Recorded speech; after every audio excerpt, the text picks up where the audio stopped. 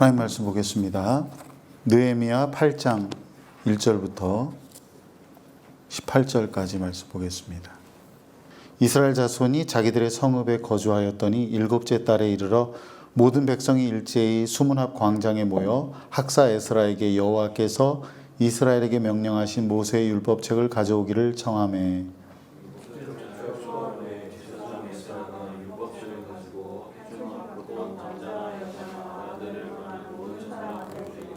수문합 광장에서 새벽부터 정오까지 남자나 여자나 알아들을 만한 모든 사람 앞에서 읽음에 뭇 백성이 그 율법책에 귀를 기울였는데 그때 학사 에스라가 뼈에 쥐는 나무 강단에 서고 그의 곁 오른쪽에 선자는 낫디야와 스마와 아나야와 우리야와 힐리야와 마아세야요 그의 왼쪽에 선자는 그다야와 미사엘과 말기야와 하순과 하스밧 아나와 스가랴와 무술라니라. 에스라가 모든 백성 위에 서서 그들 목전에 책을 펴니 책을 펼 때에 모든 백성이 일어서니라. 에스라가 위대하신 하나님 여호와를 선출하매 모든 백성이 손을 들고 아멘 아멘 하고 응답하고 몸을 굽혀 얼굴을 땅에 대고 여호와께 경배하니라. 예수아와 바니와 세레비아와 야민과 악굽과 사부대와 호디야와 마아세야와 그리다와 아사랴와 요사밧과 하난과 블라야와 레위 사람들은 백성이 제자리에 서 있는 동안 그들에게 율법을 깨닫게 하였는데 하나님의 율법책을 낭독하고 그 뜻을 해석하여 백성이 그 낭독하는 것을 다 깨닫게 하니 백성이 율법의 말씀을 듣고 다 우는지라. 총독 느헤미야와 제사장 겸 학사 에스라와 백성을 가르치는 레위 사람들이 모든 백성에게 이르기를 오늘은 너희 하나님 여호와의 성일이니 슬퍼하지 말며 울지 말라 하고 느헤미야가 또 그들에게 이르기를 너희는 가서 살릴 것을 먹고 단 것을 마시되 준비하지 못한 자에게는 나누어 주라. 이 날은 우리 주의 성일이니 근심하지 말라. 여호와로 인하여 기뻐하는 것이 너희의 힘이니라 하고 레위 사람들도 모든 백성을 정숙하게 하여 이르기를 오늘은 성일이니 마땅히 조용하고 근심하지 말라 하니 모든 백성이 곧 가서 먹고 마시고 마시고 그의 즐거워하니 이는 그들이 그의 읽어주는 주말을 밝히게 하니라. 그 이튿날 뭇 백성의 족장들과 제사장들과 레위 사람들이 율법의 말씀을 밝히 알고자 하여 학사 에스라에게 모여서 율법에 기록된 바를 본즉 여호와께서 모세를 통하여 명하시기를 이스라엘 자손은 일곱째 달 절기에 성막에서 가르치니라 하였고 또 일러스되 모든 성읍과 예루살렘에 공포하여 이르기를 너희는 산에 가서 감람나무 가지와 들감람나무 가지와 화석류 나무 가지와 종려나무 가지와 기타 무성한 나무 가지를 가져다가 기록한 바를 따라 초막을 지으라 하라 한지라. 백성이 이에 나가서 나무 가지를 가져다가 혹은 지붕 위에 혹은 뜰 안에 혹은 하나님의 전뜰에 혹은 소수 광장에 혹은 에브라임 광장에 초막을 짓되 사로잡혔다가 돌아온 회중이 다 초막을 짓고 그 안에서 거하니 눈의 아들 여호수아 때로부터 그날까지 이스라엘 자손이 이같이 행한 일이 없었으므로 이에 크게 기뻐하며 에스라는 첫날부터 끝날까지 날마다 하나님의 율법책을 낭독하고 우리가 이에 동안 절기를 지키고 여덟째 달의 규례를 따라 성회를 열었느니라. 아멘. 예, 오늘 이 본 말씀 가지고 부흥 위에 기도하자. 부흥 위에 기도하자는 제목으로 함께 말씀 나누겠습니다. 우리는 때로 교회 안에 다양한 활동과 프로그램이 있음에도 영혼의 깊은 변화나 성령의 강력한 임재를 느끼기 어려울 때가 많습니다. 예배는 드리지만 마음은 뜨겁지 않고 말씀을 듣지만 감동이 약하고 찬양은 부르지만은 기쁨이 넘치지 않는 뭔가 본질적인 능력이 사라진 것 같은 현실을 느끼고 있습니다. 사람은 모이고 열심히 뭔가를 애써 하지만 영혼의 변화, 하나님 앞에서의 두려움과 기쁨, 복음의 능력은 희미하게 보일 때가 있습니다. 마틴 로이드 존스는 이런 시대를 두고 교회의 가장 큰 필요는 새로운 아이디어나 방법이 아니라 하나님께서 친히 임재하시는 부흥이라고 말했습니다. 진정한 부흥은 사람이 만들어내는 행사가 아니라 하나님께서 주권적으로 교회 가운데 강력하게 역사하시는 특별한 성령의 역사입니다. 부흥에는 많은 사람들의 깊은 회개가 나타나고 구원의 확신, 말씀과 기도가 회복되는 놀라운 영적 능력과 변화가 동시에 나타나는 그런 일이 일어납니다.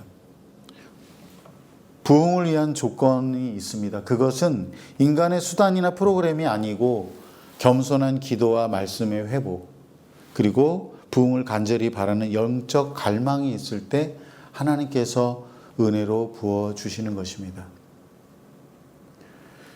수문합 광장에서 일어났던 부흥이 오늘 우리 가운데 일어나기를 바라는 마음으로 오늘 이 본문을 함께 나누려고 합니다. 첫째, 부흥은 말씀 앞에 서는 것으로 시작됩니다. 다 같이 본문 1절 말씀 읽겠습니다. 이스라엘 자손이 자기들의 성읍에 거주하였더니 일곱째 달에 이르러 모든 백성이 일제히 수문합 광장에 모여 학사 에스라에게 여호와께서 이스라엘에게 명령하신 모세의 율법책을 가져오기를 청하매. 아멘. 사람들은 종종 부흥을 오해합니다. 사람이 많아지거나 분위기가 뜨거워지는 것으로 생각하는데 오늘 이 본문에서 부흥은 하나님의 말씀 앞에 서는 순간이다. 거기에서 시작된다라고 말합니다. 오늘 이 본문 말씀을 보면 1절에 보면 에스라나 느헤미야 같은 지도자들이 백성들을 불러서 여러분들 와서 말씀을 들으세요 그렇게 한 게 아니고요. 백성들이 스스로 자발적으로 말씀을 가져오십시오. 말씀을 그들이 간절히 원했습니다. 부흥은 프로그램이 만드는 게 아닙니다. 어떤 집회를 통해서 어떤 대각성 집회나 이런 집회를 통해서 만들어지는 게 아니고요. 말씀을 향한 갈급함에서 시작됩니다. 누가 시켜서 억지로 듣는 말씀이 아니라 스스로 그 말씀을 찾아 듣는 것에서 이루어집니다. 본문 2절과 3절에 보면 이스라엘 백성들 중에 남자나 여자나 알아들을 만한 모든 사람들이 다 여기 모였다고 말합니다. 여기 알아들을 만한 사람이라고 하는 구절이 계속 반복되면서 강조되고 있어요. 하나님의 말씀에 대한 이해가 먼저 전제되어야 하기 때문입니다. 그들이 하나님의 말씀을 가져오라고 하고 그 말씀을 잘 귀를 기울였다고 하는 거예요. 전심으로 하나님 말씀을 듣기를 사모했다고 하는 겁니다. 한편으로 보면 이렇게 하나님께서 우리에게 말씀을 사모하는 마음을 주시는 것도 감사한데 동시에 하나님께서 어떤 사람을 부르셔서 그 말씀을 연구하고 가르치고 선포하게 하신 일도 감사한 일입니다. 고대 시대는 오늘날과 같이 보통 사람들이 문서를 소유하거나 읽을 수가 없었습니다. 그래서 누군가가 낭독자가 되어서 사람들에게 들려주고 이것을 가지고 사람들이 듣고 기억하고 입에서 입으로 전달하고는 했습니다. 에스라가 말씀을 가지고 이스라엘 백성 앞에 섰고 모든 백성은 일어섰습니다. 에스라가 위대하신 하나님을 찬양하니까 백성들이 손을 들고 아멘, 아멘 하고 얼굴을 땅에 대고 경배했습니다. 하나님과 그분의 말씀에 대한 경외심을 표현하는 겁니다. 오늘날의 어떤 교회들은 이렇게 성경을 읽을 때 다 같이 일어나서 성경 말씀을 함께 읽고 듣고는 하는데요. 그만큼 하나님의 그 말씀에 대한 그 갈망, 그 하나님과 그 말씀에 대한 경외하는 마음을 표현한 겁니다. 에스라는 새벽부터 정오까지 말씀을 읽었고 레위인들은 이를 설명하여서 백성들이 이해할 수 있도록 도와주었습니다. 사랑하는 여러분, 하나님은 그의 은혜로운 말씀으로 우리를 교훈하기를 원하십니다.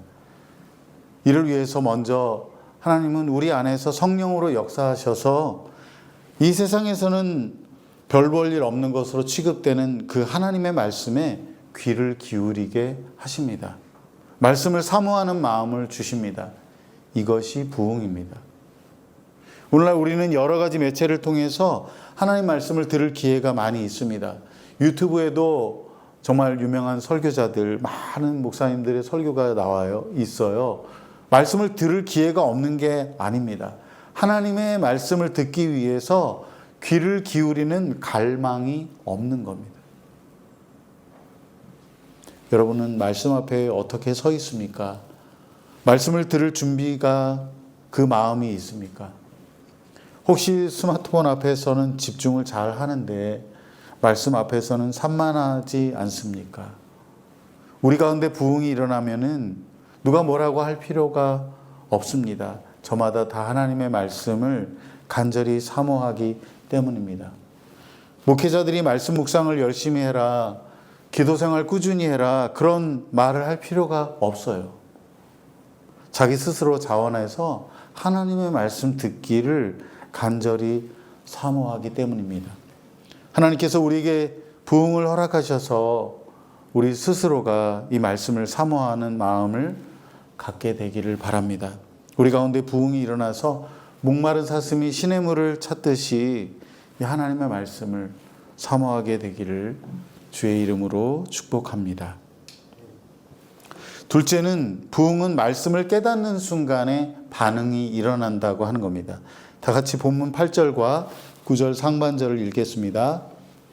하나님의 율법책을 낭독하고 그 뜻을 가여 백성에게 그 낭독하는 것을 다 깨닫게 하니 백성이 율법의 말씀을 듣고 다 우는지라. 아멘. 이스라엘 백성들이 하나님의 말씀을 듣고 울기 시작했습니다. 왜 울었을까요? 하나님의 말씀을 듣고 그 뜻을 해석해서 깨닫게 되니까 다 울었어요. 깨닫는 순간에 비로소 자기가 보였기 때문입니다. 말씀을 통해 하나님의 뜻을 알고 나니 그 뜻에 부합하지 않은 자신의 모습을 발견하게 되어서 울었습니다. 하나님의 뜻과 자신들의 삶의 괴리를 보면서 회개의 눈물을 흘렸던 것입니다. 물론 눈물을 흘린다고 해서 그 사람의 모든 그 신앙적 감정이 다 옳다고는 할 수 없습니다. 때로는 거짓된 자기 연민이나 후회로 인해서 울기도 하기 때문입니다. 하지만 하나님 앞에서 자기가 미처 깨닫지 못했던 그 내면의 깊은 죄악에 대하여 깨닫게 되면 사람은 감정적으로 반응하지 않을 수 없습니다.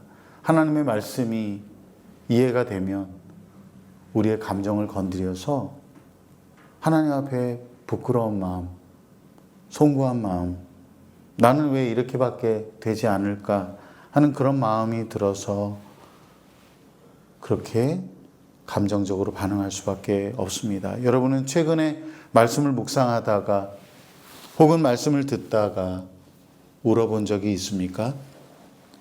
아니면 적어도 여러분 하나님 말씀에 감동되어서 깊은 성찰의 시간을 가지고 하나님 앞에서 여러분의 감정을 표현한 적이 있습니까? 진정한 부흥이 우리에게 일어나면 하나님의 말씀을 깨달아서 울기도 하고 하나님 앞에 너무나 부끄러워서 용서를 구하지 않으면 그 마음이 견딜 수 없게 되는 겁니다. 오늘 우리 시대에 우리 교회 공동체 가운데 하나님께서 이러한 부흥을 주시기를 간절히 바랍니다. 그런데 우리가 하나님 말씀으로 죄를 깨닫게 될 때 애통하고 우는 것은 적절한 반응이지만 이러한 슬픔과 탄식 속에서도 우리가 항상 하나님의 은혜를 기억해야 합니다. 9절 하반절에서 느헤미야와 여러 지도자들이 이렇게 말합니다.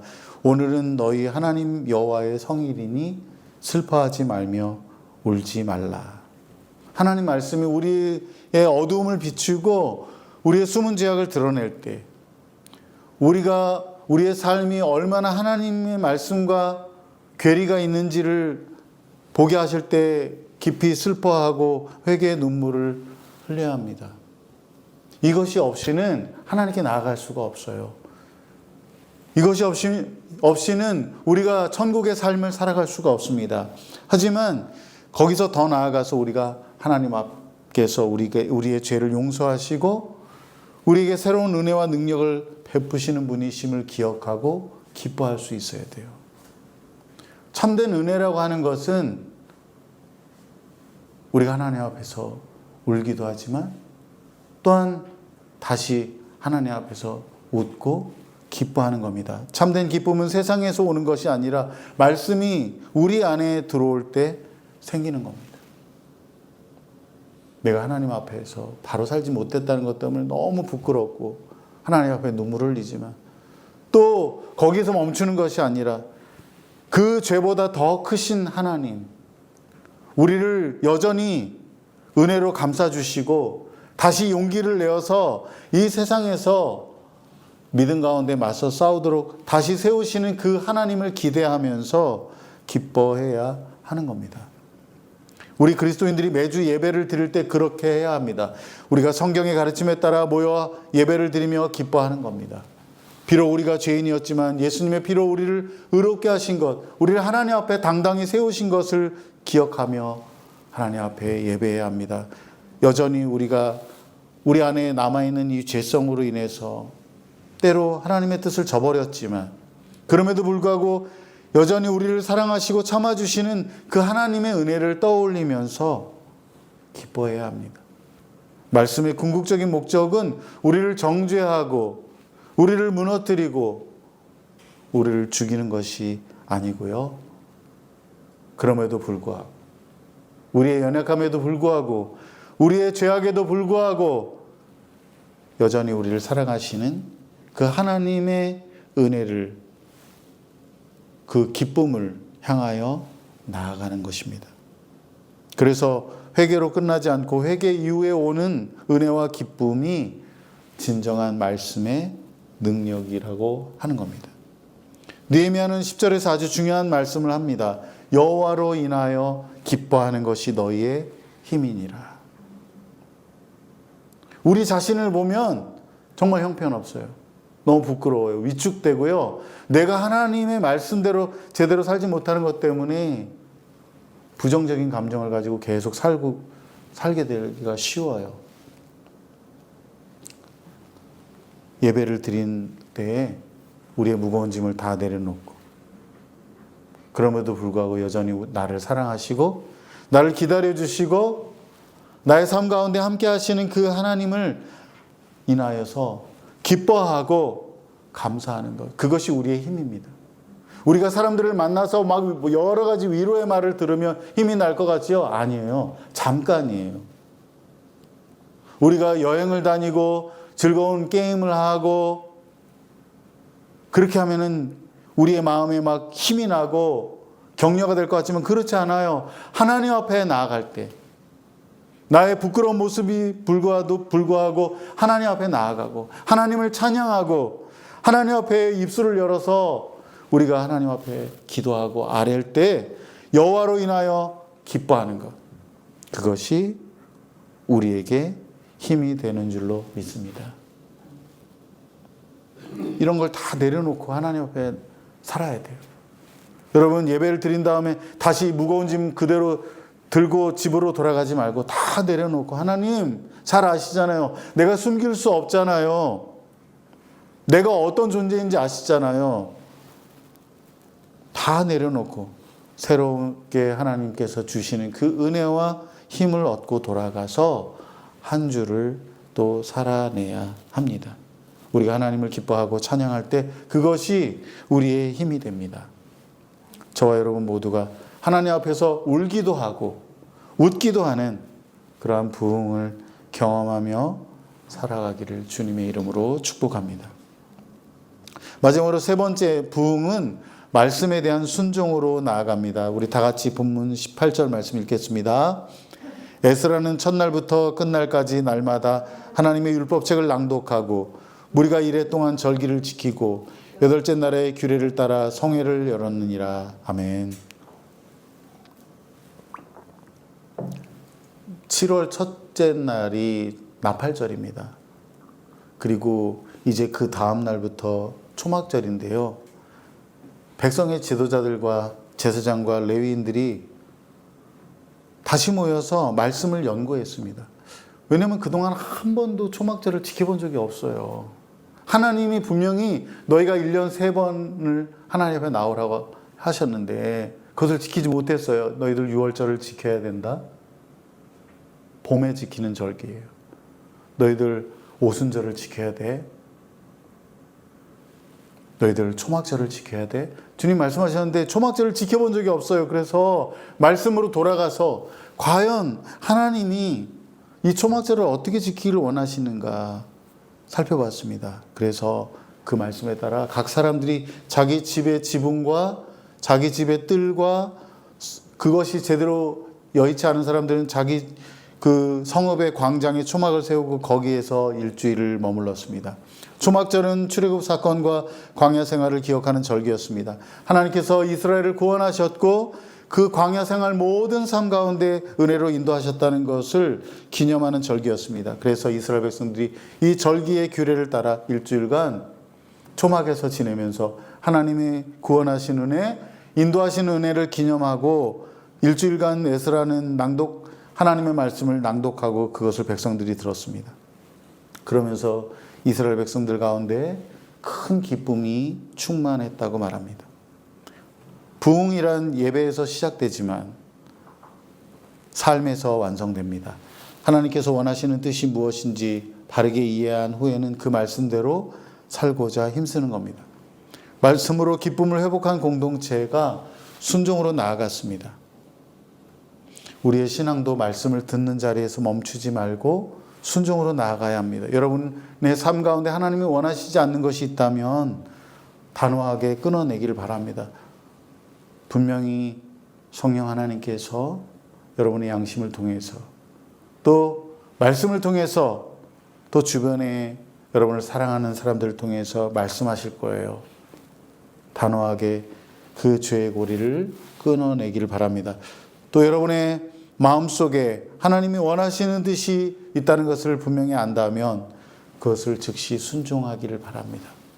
하나님께서 우리 가운데 우리 개인과 우리 교회 공동체에 부흥을 주셔서 말씀을 순종하는 일들이 온전히 나타나기를 간절히 소망합니다. 마지막으로 여러분하고 나누고 싶은 것은 1907년에 있었던 평양 대부흥운동에 대한 내용입니다. 느헤미야 8장에 있던 이 부흥의 역사가 그 당시에 그대로 일어났습니다. 지금부터 100여 년 전에 일어났던 이 대부흥의 역사가 오늘 우리 한국교회 또 우리 교회 가운데 일어나기를 간절히 바랍니다. 1907년 1월 2일부터 1월 15일까지 장대현 교회에서 평안남도 동계 사경회가 열렸습니다. 장소가 협소하기 때문에 남성과 여성을 여러 곳에 나누어서 모이게 했는데 사경회가 13일 동안 이 사경회는 하나님 말씀을 공부하고 또 함께 예배하는 시간이에요. 13일 동안 새벽 기도회, 오전 성경 공부, 기도회, 오후에 노방전도, 저녁 집회를 했습니다. 하지만 열흘이 지나도록 어떤 일도 일어나지 않았어요. 너무나 밋밋했어요. 1월 14일이 되어서 선교사들이 모여서 정오 기도회를 열어서 열심히 기도했습니다. 그날 저녁에 기도회가 열렸습니다. 이기람 목사님, 그레이엄 목사님이에요. 한국 명인데 이 이기람 선교사님이 인도하에 성도들이 통성 기도회를 했고 다음날 오전까지 600명이 남아서 철야 기도회를 이어갔습니다. 그날 길선주 장로는 모든 회중들 앞에서 자신이 아간과 같은 죄인이라고 말하면서 수년 전에 세상을 떠난 친구가 임종 당시 자신의 재산을 정리해달라고 맡긴 거금을 횡령했다고 회중 앞에서 고백하며 회개의 포문을 열었습니다. 그를 이어서 여러 사람들이 이제 일어나서 자신의 죄를 고백하기 시작했습니다. 청일전쟁 당시에 자기의 아이를 죽였다고 하는 여성, 불치병에 걸려 아파하는 아내에게 매일 술만 마시며 저주를 퍼부었다는 남성, 첩을 2명이나 두고 가정을 외면했던 남성, 선교사의 돈을 훔친 여성 등이 자신의 죄를 고백했습니다. 기도회에 참석한 어떤 사람이 죄를 회개하며 울기 시작하자 이어서 모든 회중들이 울기 시작했고 하나둘씩 이렇게 일어나서 자신의 죄를 참회하고 주저앉아 울면서 자신의 죄를 벗어버리기 위해서 비명에 가까운 통곡을 했습니다. 그렇게 울기만 한 게 아니고요. 그들 가운데 기쁨이 있었습니다. 그리고 거기서 멈추지 않고 남에게 손해를 입히거나 손상을 입힌 사람들은 집을 찾아다니면서 사과했고 보상을 했습니다. 타인의 재물을 훔친 사람은 직접 갚는 일도 있었습니다. 당시 평양과 청나라를 왕래했던 한 상인은 자신과 거래했던 기독교인이 찾아와서 수년 전 부당이익을 취하며 모은 돈이라고 하며 거금을 환불해 주었습니다. 이렇게 평양 대부흥운동은 그리스도인들의 삶을 온전히 변화시켰습니다. 오늘날 우리 한국교회에 필요한 것이 이러한 부흥입니다. 하나님의 말씀에 대하여서 자신의 가슴을 치면서 우는 일이 있어야 합니다. 하나님의 은혜로 새로운 능력을 얻어서 삶으로 살아내는 일이 일어나야 합니다. 이스라엘은 하나님의 말씀을 온전히 순종하여 초막절을 지켰습니다. 평양 대부흥을 경험한 사람들은 자신들이 걸었던 그 모든 죄의 길에서 돌이켰습니다. 용서를 구하고 보상하고 관계를 회복하고 가난한 자들을 돌아보는 선한 일을 행했습니다. 이전과는 전혀 다른 삶을 살게 된 겁니다.